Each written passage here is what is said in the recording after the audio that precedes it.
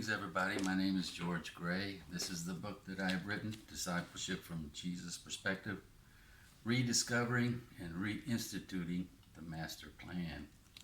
You might want to know what inspired me to write this book. And I would say it's probably something that Jesus said.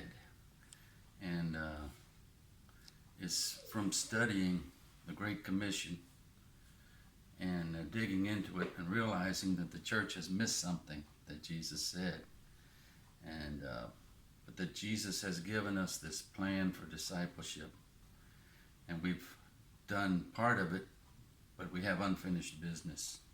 When we look at the Great Commission, Jesus says in there, make disciples of all nations by going into all the world, number one, baptizing them in the name of the Father, Son, and the Holy Spirit, number two. And number three, he says, teach them to practice all things or everything I commanded you.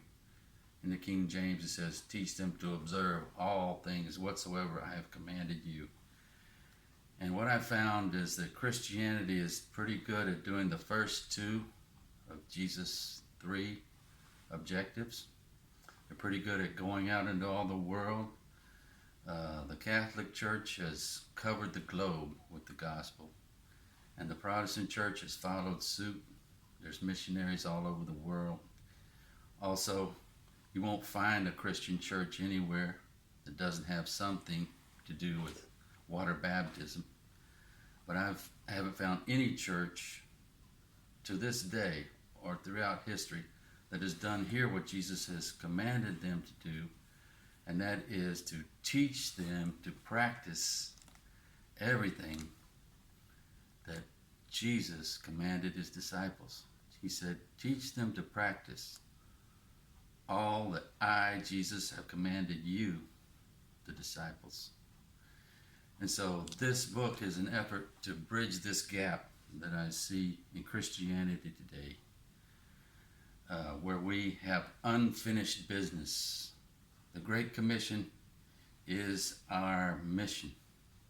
It is the purpose for which Jesus has brought the church into existence.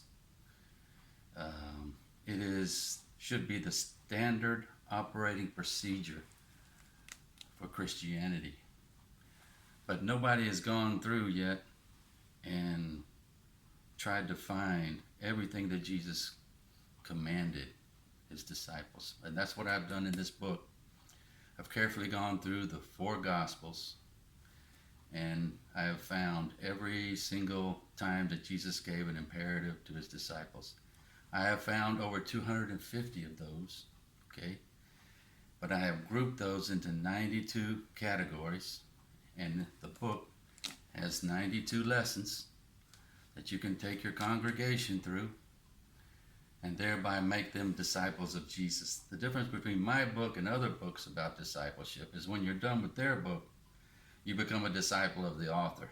But I have no intention to make disciples of myself, but I want to make disciples of Jesus by teaching them to keep his commands, okay?